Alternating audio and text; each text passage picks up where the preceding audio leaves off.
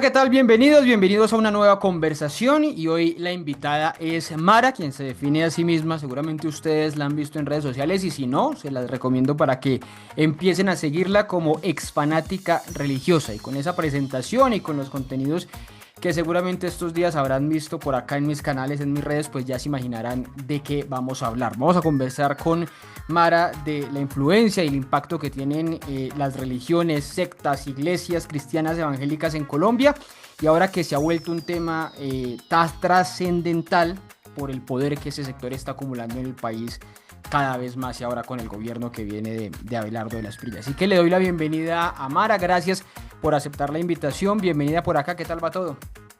Ricardo, un gusto. Bien, vamos bien. Con retos con lo que tú estás diciendo, ¿no?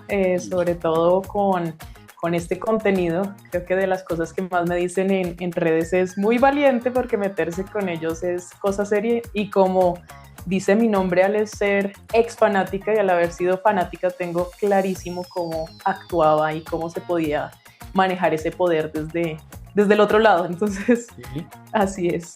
Ya le voy a preguntar esa definición de exfanática, por qué, pero quiero empezar como por lo básico para los que nos van a ver, empezar a meternos en el tema de la cuestión de las definiciones. Hablamos de iglesias cristianas, evangélicas, pentecostales, neopentecostales, algunos hablan de iglesias bautistas. Bueno, todas esas diferencias que existen en este mundo de estas iglesias, digamos, alternativas al catolicismo. ¿Qué son? ¿Cómo las definiría usted muy rápidamente desde el conocimiento que tiene y cuáles son esas que son más influyentes en Colombia? Mira, realmente todo nace como un protestantismo. Al Sí. principio era así, literalmente una revolución frente a parte al catolicismo que no se podía conocer, algunas lecturas y todo. Puede empezar con Lutero, Calvino, y esa es la esencia principal que se supone que llega a Colombia. Obviamente acá tú sabes que hubo un tema de colonización, sobre todo en la parte católica, y empezó a entrar también otro movimiento que fue, oiga, no, queremos ya poder, y se supone, y esa es la diferencia, nosotros sí leemos la Biblia, los católicos no. Es un Sí. poquito hacia allá para simplificar el tema, pero yo digo que el protestantismo, y no solo yo, sino estudios, hay estudios muy interesantes del tema, hace mucho tiempo ya no se maneja eso, se manejan, son como vertientes Ujú. donde hay diferentes interpretaciones bíblicas y con esas interpretaciones ya independientemente tú puedes montar una iglesia, que puede empezar como una iglesia de garaje y ya volverse en las mega iglesias que son las más grandes, que es la que tú me preguntas ya como, oye, ¿cuáles son los que tienen más influencia en este momento? Digamos que han habido muchos los pentecostales, uno de los más conservadores que están, también digamos que de las mega iglesias ellos están como unas personas ya, o digamos que unas denominaciones más que tienden a la gracia. Entonces te voy a poner los dos. Los adventistas, la parte de pentecostales, son digamos que iglesias mucho más tradicionales que Ujú. interpretan la Biblia de una forma que hace que su forma de vestir, su forma de peinarse, sobre todo siempre en las mujeres, este tema es, las religiones tienden a ser muy machistas, entonces es mucho más conservador para las mujeres, mientras digamos que las mega iglesias tienden un poco más a un tema y un concepto que se llama la gracia. Sí. Entonces ya no somos tan conservadores como ellos, venimos a mostrarles que ya podemos utilizar música, esto ya parece ya más un evento que tú entras y entonces eso Ujú. llama a jóvenes, a niños, ese es digamos que otro. Y hay pequeñas sectas, acá digamos que no hay un impacto tan grande que puede ser testigos de Jehová y esto, pero son, digamos que sectas mucho más minoritarias que siguen una tendencia de ahí, que salieron de esto, pero que su interpretación de la Biblia está acompañada también de libros que ellos mismos han hecho para mantener a las personas en otro tema que son sectas. En estadística, para que sepas, en Colombia, cada 10 personas, 6 Sí. son católicos, 2 más o menos son evangélicos o en esta corriente, y una persona puede ser, digamos que creyente sin afiliación, que son las personas que no van a iglesias, y los demás está otro rubro entre agnóstico, ateos y todo esto que si ves en lo que te estoy diciendo de porcentajes es la gran minoría. Pensé que estaba más grande la proporción de evangélicos, que siento que han hecho tanto ruido que pensé que estaban creciendo mucho más. Vienen creciendo, sin Mm, embargo, el catolicismo en Colombia es gigante. Sí vienen ganando desde ahí. Hay unos estudios muy mm, interesantes que hizo la Universidad Nacional y digamos que le pagó también esos estudios que fueron encuestas y todo. Cada 10 años han venido saliendo. La última que vi sí tendría además que hay hasta un análisis de en qué regiones, por ejemplo, para que sepas, la región más cristiana o evangélica del país es San Andrés, mm. digamos que, y Providencia, sobre todo San Andrés. Entonces, sí viene subiendo y el catolicismo viene bajando, pero la proporción sigue siendo más, pues, sobre todo el catolicismo en Colombia.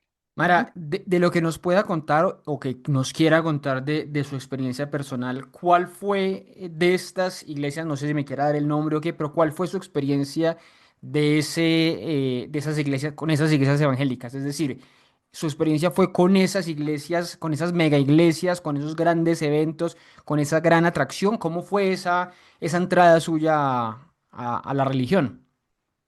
Te cuento un poco, yo empecé en el catolicismo, mis padres Mm, eran católicos, digamos que no podían tener hijos, entonces tengo familia que tras del hecho es un poco complejo porque hay familia que fueron exbrujos y otros mm, que se fueron a vivir a Inglaterra y a España. Y precisamente un día yo tengo un tío adoptado, llama a mi mamá y le dice, ¿estás embarazada?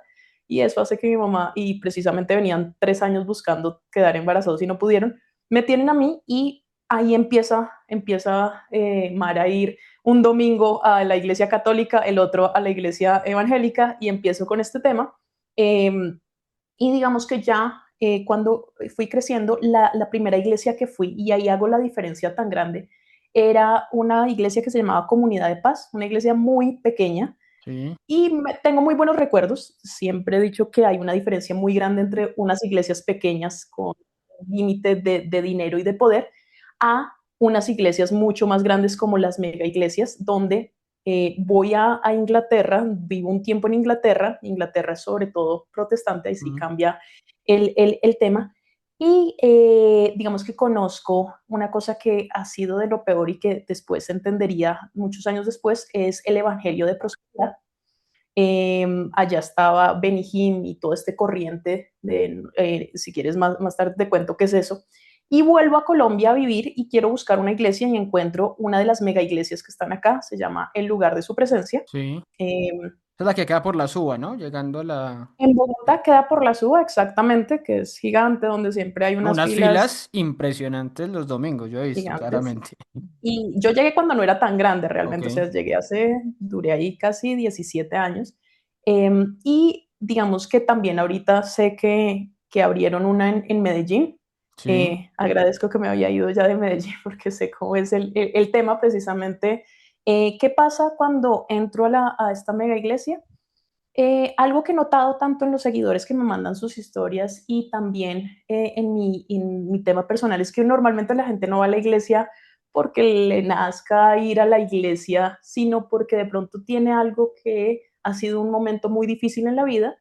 Las iglesias saben muy bien cómo ayudar en eso al principio y después ya lo que hace son procesos larguísimos durante muchos años que hacen que sea muy difícil salir de ese núcleo. Entonces esa fue mi experiencia, meterme, no puedo decir, y eso sí siempre lo confirmo, y es que a mí me trataron mal, yo estaba en la rosca, estudié hasta en el colegio con la gente de alabanza, conocía pues el pastorado, las personas estuve hasta con psicólogo y además el psiquiatra que tiene la pastora que sufre de depresión en esta iglesia. Ujú. Entonces sí, pues ya estaba uno muy en lo profundo. No fue mi experiencia mala porque literalmente todo siempre fue muy de respaldo, pero alrededor de esto después entendí con un pensamiento crítico después de muchos años que hay cosas que no están bien y que uno las normaliza por estar metido en una burbuja. ¿Y cuál fue ese clic, Mara? Porque siempre se dice de estas iglesias, es muy fácil entrar, sobre todo por esas crisis de personas con o alcoholismo, con problemas, una ruptura, etcétera, etcétera, que terminan entrando a estas iglesias, pero siempre se dice, es muy difícil salir. ¿Cómo y en qué momento, por qué razón usted dice, ya no más, asumo este pensamiento crítico hacia esto que estoy viendo acá y me voy?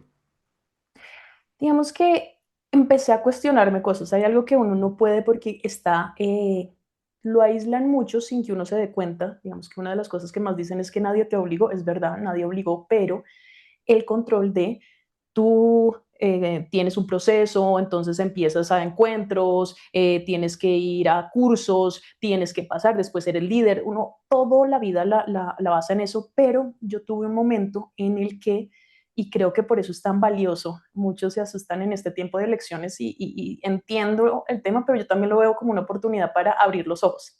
Para Sí. mí también fue en un tiempo de elecciones donde yo era de extrema derecha, precisamente porque seguíamos en este tema y preciso, eh, tenía amigos en la política, había trabajado en algunos temas con el papá de Miguel Uribe Turbay, conocía a Miguel, conocía a su familia, conocía digamos que su entorno, su tío, y lo llevaron, en lugar de su presencia, siempre dice como nosotros no llevamos políticos, pero te comento un poco, si hay una parte, yo iba a grupos de conexiones, son como grupos pequeños donde ellos sectorizan personas, llamémoslos así, o grupos, digamos, acá están los jóvenes, acá está, y hay uno que se llama los ejecutivos. Los Mm. ejecutivos es para personas económicamente que tienen más ingresos, políticos, cantantes, personas de la farándula, digamos, todo esto. Yo estaba en grupos de esos. Y efectivamente empecé a notar algunas cosas, le hice mucha campaña también a Miguel en ese tiempo y te cuento un poco y ahí empieza el tema y es totalmente iba en contra de Claudia López en ese tiempo solamente por la razón de que era lesbiana. Mm.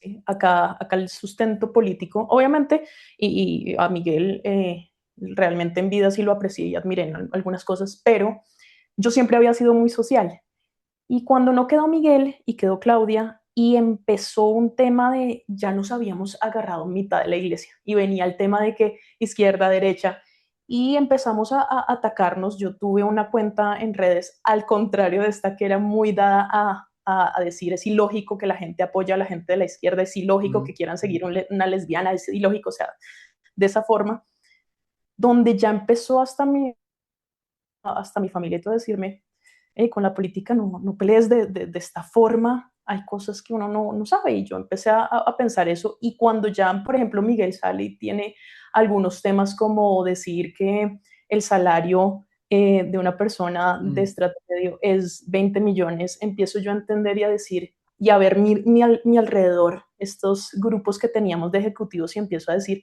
yo cuando perdí lo social, espérense porque acá hay algo que, o sea, yo me reúno, se supone que estamos ayudando, damos un 10%, empecé también con eso, yo soy financiera, y empecé a decir, pues, si mi pensión es del 16%, ¿yo qué hago dando un 10%? Espérese porque no me cuadra, y digamos que empiezo yo a empezar a mirar y empezar a preguntar cosas que uno no puede preguntar, y las respuestas ya no eran suficientes. Mm. Yo creo que eso fue tú puedes empezar a salir cuando empiezas a cuestionarte. El problema es que cuando tienes personas que te responden lo mismo, tú puedes tomar otros caminos o decir, bueno, así es, o literalmente decir, necesito escuchar otras versiones porque no me da. Por ahí empezó mi cuestionamiento. Pero, Mara, ¿usted sale de la iglesia de un día para otro o la intentan, no sé, retener para que no se vaya? ¿Eso cómo funciona al momento de que alguien quiera decirme hoy de una iglesia? Esa es una buena pregunta, depende, Sí. ¿sí? En sectas es muy, muy complejo. Preciso, hace poco estaba hablando con alguien de Testigos de Jehová y a ellos los expulsan, ni siquiera pueden hablar con la familia, es Mm. de las cosas más terribles. Pero, por ejemplo, en mi caso, y en el caso de también personas que he entrevistado y personas con las que me mandan la historia, no es tan difícil en algún punto y sí en otro. Entonces te cuento un poquito. Sí. Si tú ya has servido, si tú ya, y digamos que te estás preguntando y a la final eres un número más, vaya y venga. Algunos te van a decir y te rechazan y te sacan y salen.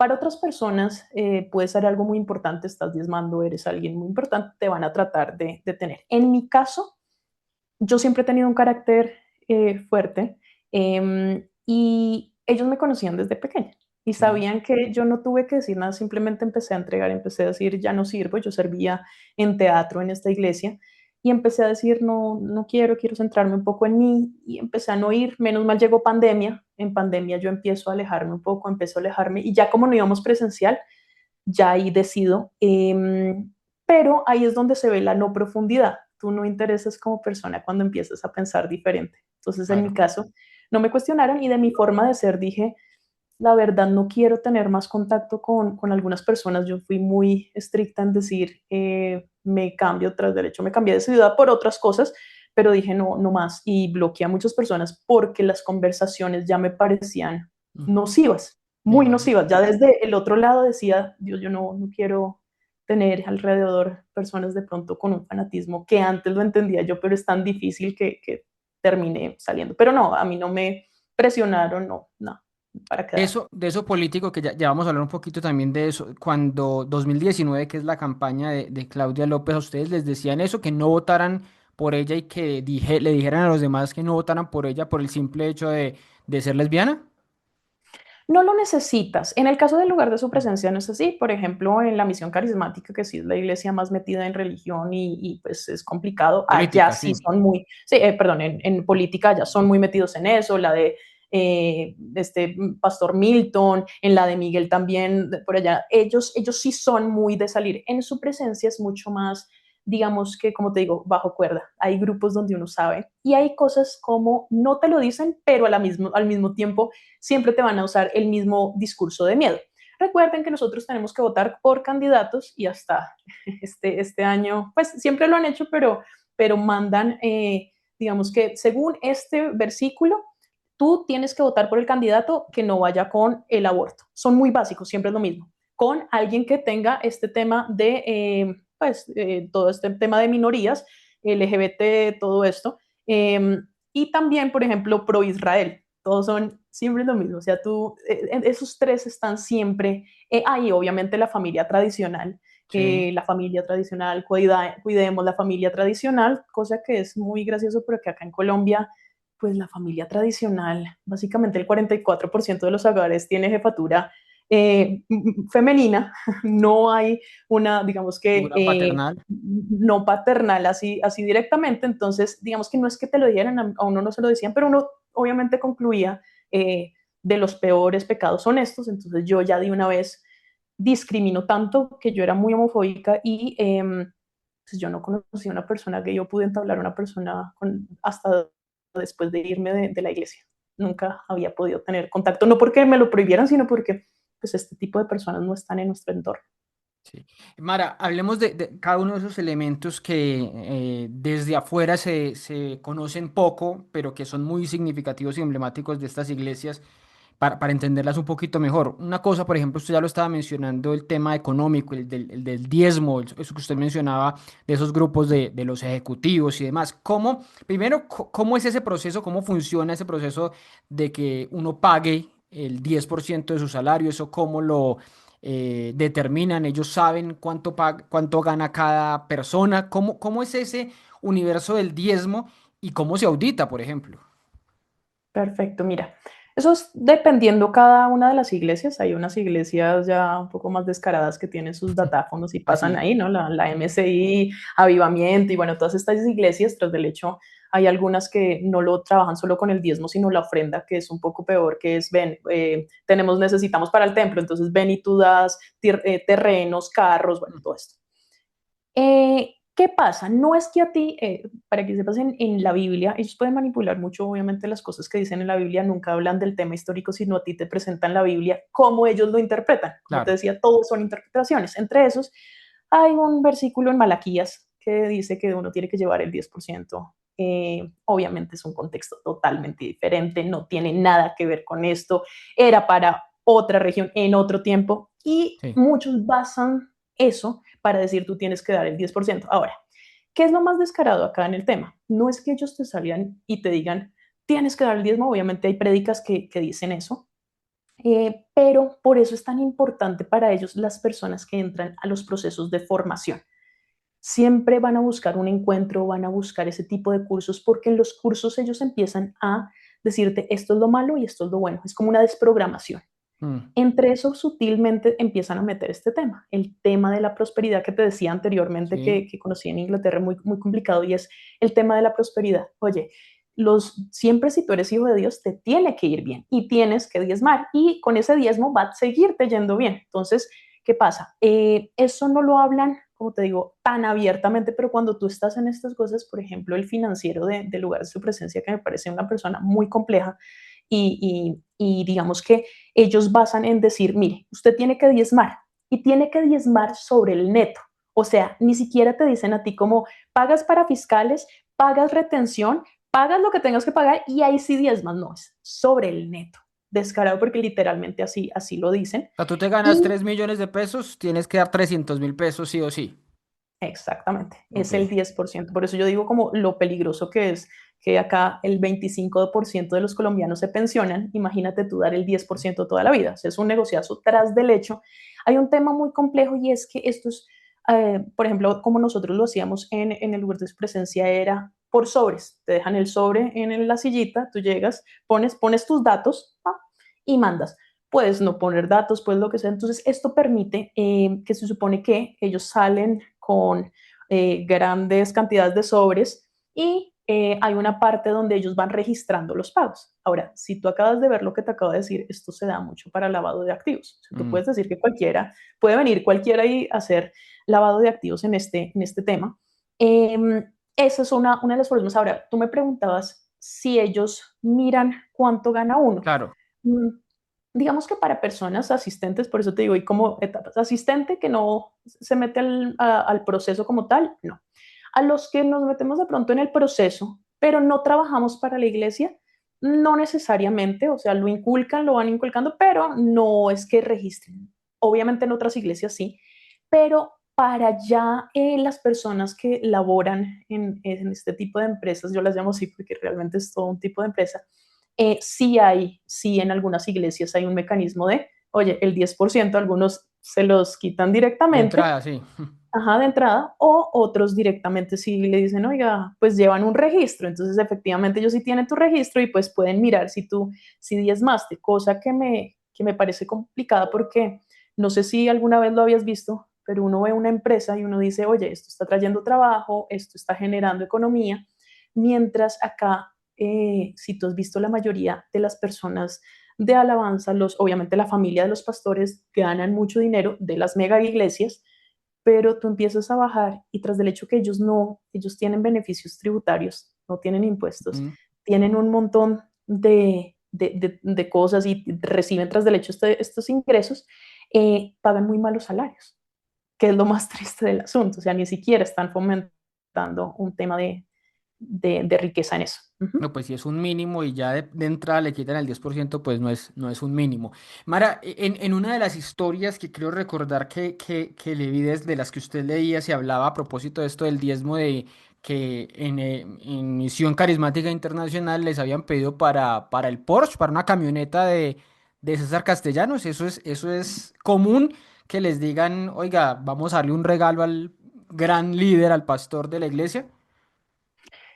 Listo. Sí, en la parte de liderazgo, en Misión Carismática, yo realmente nunca fui a esta iglesia, pero es de la iglesia que recibo más historias de abusos. Mm, Ella, la persona precisamente que dices que me mandó esto fue una ex pastora de allá, con una historia muy fuerte. Y precisamente ella sale por eso. Ya hay un punto.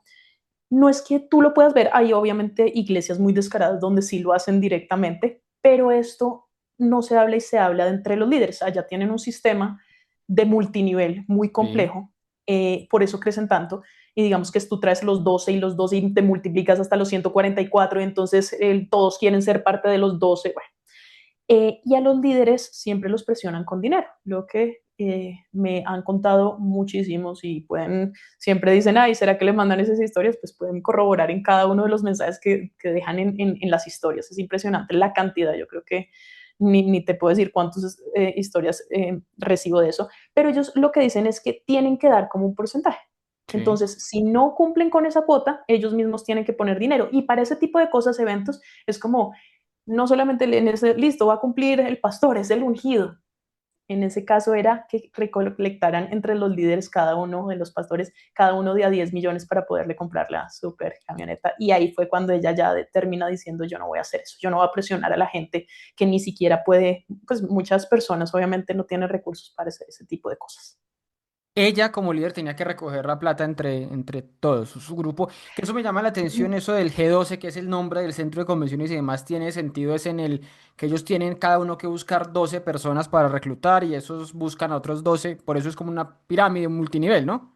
Esa es la lógica. Exactamente. Esa es como la idea y digamos que ni siquiera se lo inventaron ellos, eso está a nivel mundial en algunos y es muy hacia el tema del evangelio de prosperidad y al tema de crecer. Entonces yo me puedo entonces reunir al principio en casa y son los 12 pero trae más y tu punto es crecimiento. O sea, acá el tema y obviamente si tú unes eso, yo lo veo así, y porque digo multinivel, literalmente si tú ves otro tipo de multiniveles, son emocionalismos, cosas que manejan para, siga trayendo, pero incúlcale una cosa importante que tienen los evangélicos, y es que según la Biblia, la idea es que todo el mundo crea en lo que ellos creen, porque así salvan vidas, según ellos. Mm, Entonces, métele eso y métele algunos que dicen, y si tú haces eso, ganarás coronas en la eternidad. mm. Entonces, claro, es como una transacción eterna para ellos, entonces la presión en eso es grandísima para los que creen y para los que ya no es por creencia, sino porque obviamente da poder y dinero,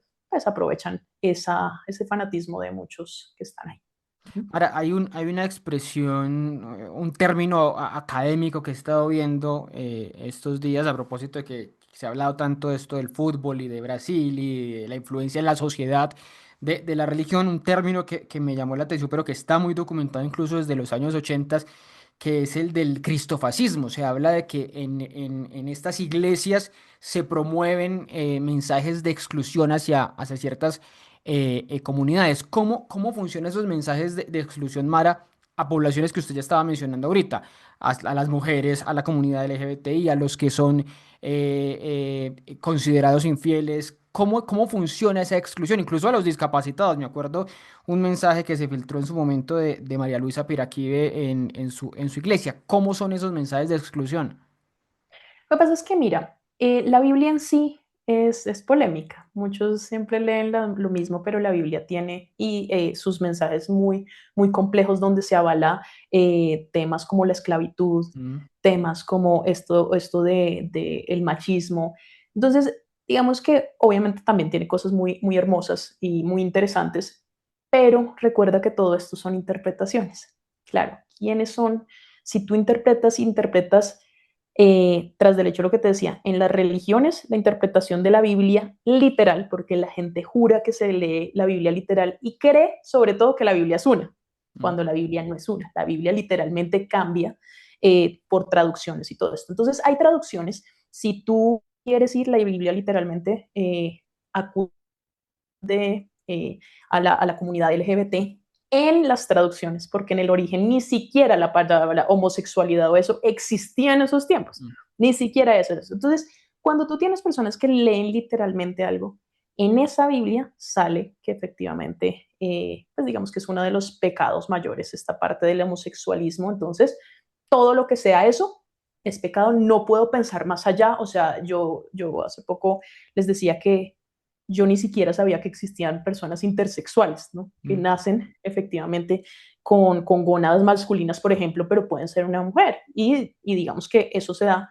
Nada de eso lo tomas tú porque tú estás estudiando ese libro.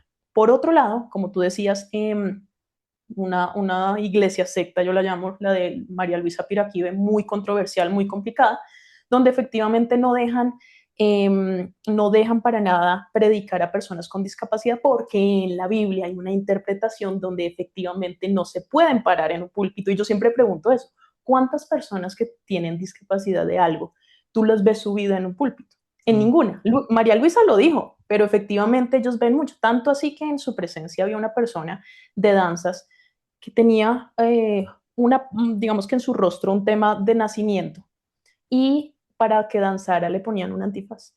Mm. Es triste, o sea, es grotesco el tema de no te lo decimos, pero ella no cayó en cuenta mucho después de decir, me estás poniendo un antifaz para que no me vea, porque es que no vende, pero también porque se supone que ahí en la Biblia lo dice. O por ejemplo, la interpretación de el racismo, que es un tema que es la historia de Noé, donde uno de los hijos lo ve desnudo porque se había emborrachado y entonces Noé lo maldice y de ahí dicen y hay una interpretación que lo maldice y por eso empieza a nacer digamos que toda la parte de la raza negra. Y ellos, tras del hecho, en la Biblia, como avalan toda la parte de esclavitud, avalaban, los mormones, por ejemplo, y todo, avalaban que la esclavitud se diera por la misma Biblia. Entonces, también O sea, hay, que la raza en negra la, se creó como un castigo de Dios. sí, exacto, en la Biblia hay una interpretación de eso, que fue un castigo de Dios y durante muchas generaciones la esclavitud fue avalada por eso y todavía hay chistes bobos que yo, digamos que también he leído muchas historias de racismo donde empiezan a decir cosas como la mano negra cuando se mete, Mm. eso no es chistoso, eso es algo racista y algo que uno no, o por ejemplo, me contaban, ay, tan chévere los negritos y entonces les tocan el pelo como si fuera algún tema complejo. Nosotros en Colombia y sobre todo en las iglesias hay un tema de racismo y hay muchas historias que he recibido fuertes de esto. O queremos ir a Estados Unidos para estas iglesias de negritos que no, o sea, son términos que avalamos, pero que pues efectivamente no están. Entonces, si tú ves minorías ahí, acabo de hablar de 3 minorías donde Sí. efectivamente la Biblia, pues la interpretación hace que los rechacen así. Uh -huh. Ahora, me quiero quedar con una de esas minorías que es obviamente la de los homosexuales y preguntarle sobre un tema que ha llegado incluso al Congreso por lo preocupante que es el de las terapias, las mal llamadas terapias de conversión. ¿Qué papel juegan estas iglesias que se oponen tanto a la eliminación o a la prohibición de estas terapias de conversión? ¿Qué papel juegan en motivarlas o en practicar estas terapias? Terrible. Mira que fue una de las cosas precisamente con la que empecé en el canal.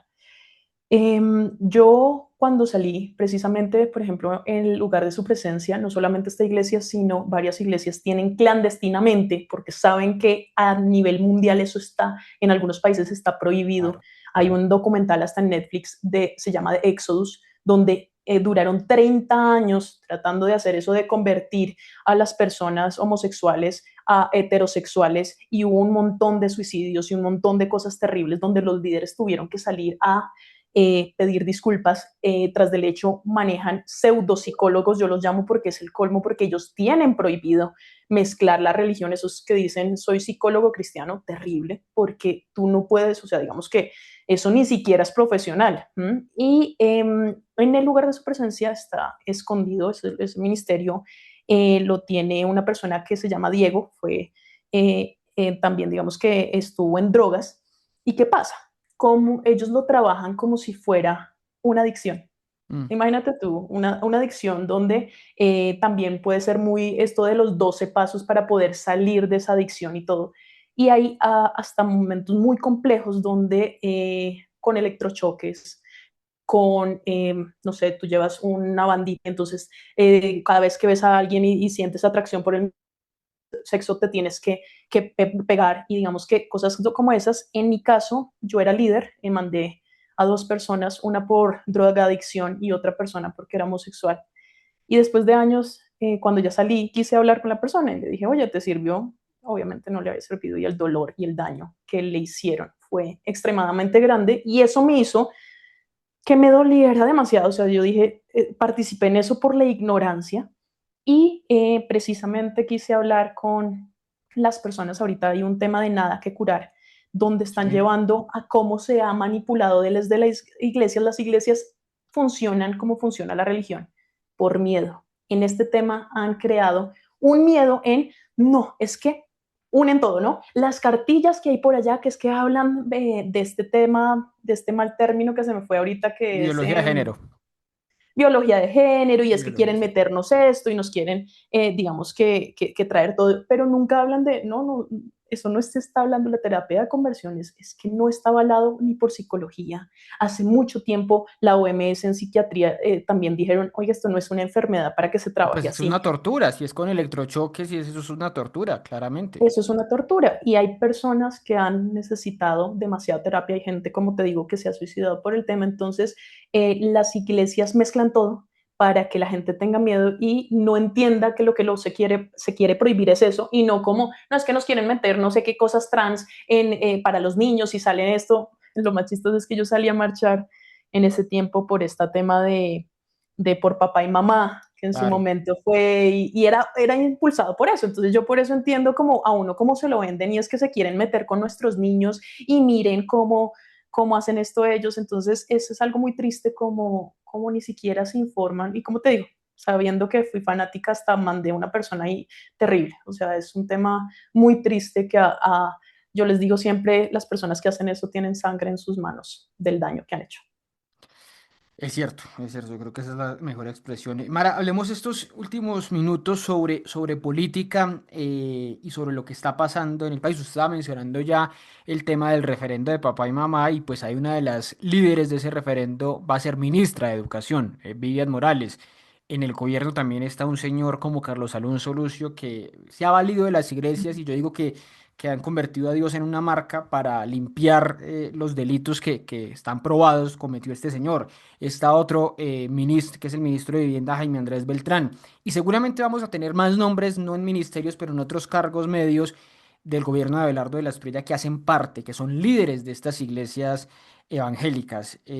¿Cómo lee eso? ¿Cómo está viendo esa influencia tan fuerte de estas iglesias en el gobierno y sobre todo en un sector, y vuelvo y me devuelvo a eso, que es el de la educación, sector tan sensible?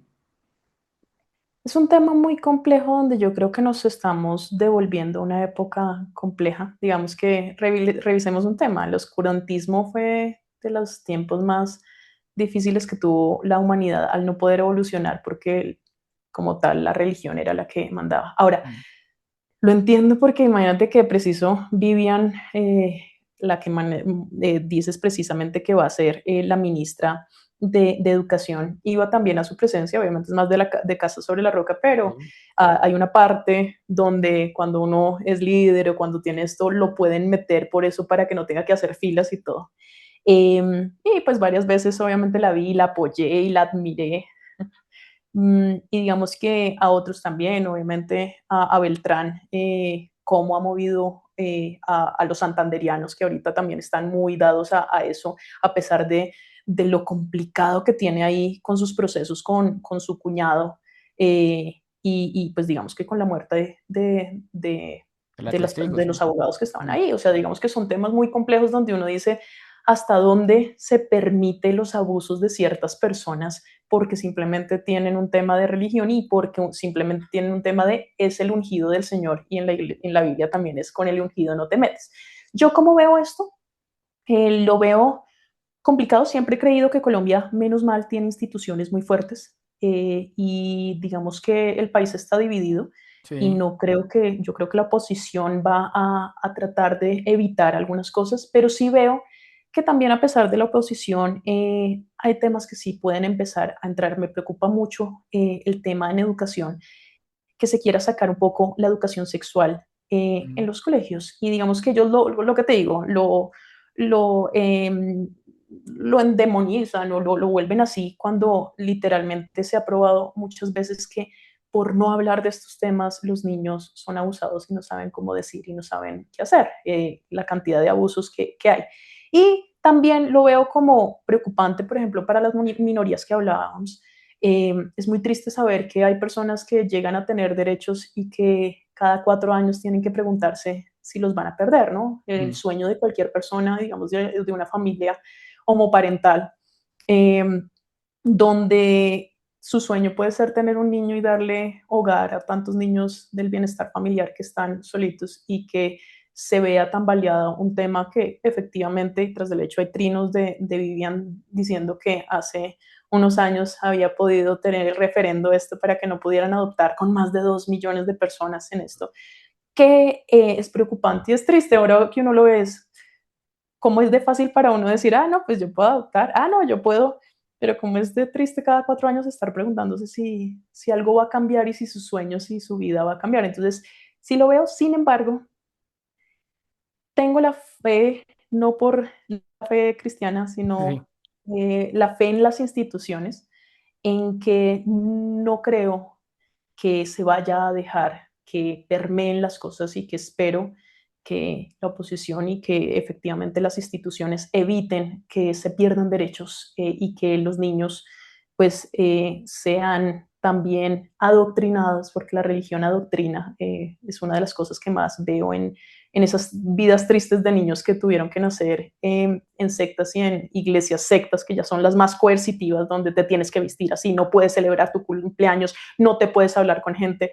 Eso es un poco lo que me preocupa, porque también ha habido mucho abuso sexual dentro de este tipo de religiones. Entonces, Ese es otro tema que tenía aquí anotado para preguntarle, pero un par de preguntas más sobre política, que es sobre personajes. Hablamos de estos, de Lucio, de Beltrán, de Vivian Morales, y al Congreso también llegan, por ejemplo, un personaje que ha dicho que ha querido hacer política por fuera de la base religiosa que él tiene, que es Daniel Briceño, y otra, pero que es abiertamente cristiano, y otra congresista, senadora que es Sara Castellanos, que sí llega directamente involucrada por toda esa lógica del G12. De personajes como ellos, ¿qué lectura tienen? ¿Cómo cree que puede influir la religión en su trabajo legislativo? bueno, digamos que te cuento un poco también y digamos que yo obviamente nunca y desde que salí de la iglesia amo no tener verdades absolutas. Sí. Soy algo que la Biblia dice que es para vomitar y es que soy muy tibia. Cuando me preguntan en eso soy muy de centro, tras del hecho por ser financiera, un poquito eso. Entonces te cuento dos. Voy a empezar por Daniel.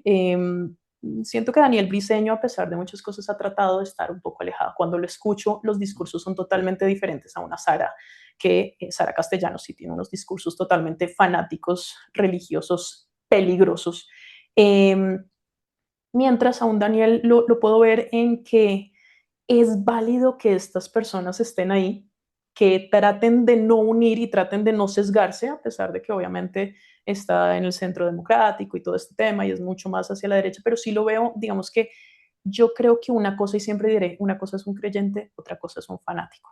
Un creyente con él puedes hablar. Siento que con él en algunas cositas se puede, él es muy hacia datos, hacia números, hacia consolidar si es verdad. Entonces, digamos que hacia él realmente no veo tanto peligro, al contrario, creo que siempre me gustaría que haya una oposición así. Mientras Sara Castellanos sí creo que es muy complicado, muy complicado, tras del hecho, porque, como te digo, ya su mamá estuvo durante un tiempo tras del hecho que pues no iba casi nunca, menos mal. Tuvo algunas medidas que tomó que tampoco es que influenciaran mucho, pero yo sí veo a Sara muy a la mano derecha de la Espriella. Y buscando el favor de las iglesias. Ella sí la veo mucho más en el tema de impuestos, en el tema de cómo imponemos esto. Es una persona mucho más de imponer y ese es el problema de un fanático, de no vengo acá a hablar contigo, vengo acá a imponerte, me subió mi misma iglesia y tengo claro el poder que puedo tener desde ahí. Y cuando tú ves, por ejemplo, ella tenía una cartilla del voto cristiano como debe ser, cuando tú ves esas malas interpretaciones de la Biblia, todo eso, digamos que yo sí creo que ya puede tener un impacto muy negativo en esto que viene. Uh -huh. Ahora, y otro aspecto que se ha debatido mucho estos días, que es el del fútbol, que he estado leyendo mucho sobre lo que ha pasado con la selección de Brasil y esa teoría que armaron en Brasil que me llamó mucho la atención y en el que estuve leyendo a gente de Brasil, de cómo la religión, las iglesias evangélicas cambian las sociedades. Entonces lo que planteaban ellos es que el brasileño, el futbolista brasileño se volvió más mediocre, se volvió más individualista. El jugador brasileño ya pone todo a la voluntad de Dios, pero cámbiale esa idea del jugador brasileño, al ciudadano del común. Eso pasa, esa influencia tan poderosa la tiene la religión como para cambiar el chip de la gente, de que ya no piense en colectivo, de que todo lo deje a la voluntad de Dios? Total, mira, si tú te acuerdas, yo al principio te decía, ya no, esto no es un protestantismo, donde en Mm. serio había una esencia, donde literalmente el mensaje de Jesús era, oiga, voy a estar con los pobres, con los rechazados. Tú no ves esto. ¿Por qué? Porque según la interpretación también que den en la Biblia hay un tema y es hasta, mira, y eso fue una de las cosas que también me hizo salir, y es cómo ves tú a una persona pobre. Una persona pobre es pobre porque o no ora mucho o porque no está favorecida por Dios. Solo empieza desde eso y ya ahí tú tienes una burbuja. Y voy a hablar de esa burbuja. En las burbujas evangélicas pasa un poquito lo mismo que decíamos un poco de lo que entendí con Miguel Uribe. Cuando tú estás en una burbuja y no tienes personas de otros estratos económicos, de otras vivencias, tú juras que tu vida es así. Cuando tú encierras a las personas en esas iglesias y hasta entre ellas, para que sepas, digamos, si en el lugar de su presencia te dice, pero no vayas, por ejemplo, a Manantial, no vayas a la MCI, no vayas a Avivamiento, porque igual somos diferentes. Tú en sí ya te cerraste, Mm. ya es este mi núcleo. No, cuando tú empiezas a tener, no te juntes con los del mundo, no te juntes con los hijos del diablo, que tiene que ver la luz con la oscuridad. Esos mensajes son totalmente de separar, y lastimosamente no solamente de separar amigos, todo esto, sino familia. Mira cuántas personas pelean porque yo soy católico, yo soy cristiano, no me conviertes. Solamente eso hacen que las sociedades se separen, y efectivamente es algo en mi vida, y sé que desde lo que más me mandan es cuánto tiempo perdí con mis hijos por estar metidos en una iglesia, cuánto tiempo perdí de poder ir a una Navidad porque es que estaba juzgando a tal. Entonces, sí, efectivamente, una de las cosas que buscan es lo que yo te decía de tienes que estar en nuestro ecosistema, solo te puedes relacionar con los que estamos y ya, y te vuelves individualista, tras del hecho estás en la burbuja, y a pesar de que se supone que es algo muy social, yo juzgo a la otra persona porque no tiene el favor de Dios. Entonces, ese tema es muy explosivo y es lamentable, sobre todo en las mega iglesias. Sí, cómo cambian las sociedades. Mara, un par de preguntas para despedirnos. Sé que abro aquí una puerta de un tema que es larguísimo y que seguramente que es muy grave, que usted lo estaba mencionando ahorita, pero no quiero quedarme sin preguntarse lo que es el del abuso sexual. Hay un caso emblemático por lo lamentable que es el del pastor Álvaro Gámez en Pasto. Pasto. Ujú. Pero no sé, en esas historias que le han llegado, es muy común también que ocurra eso, que el pastor o el líder se aproveche de mujeres por su condición, comillas, espiritual superior, Eso es lo que más me llega. Es del muy abuso triste sexual. porque del abuso sexual. Y por líderes y por pastores y por padres también, por sacerdotes.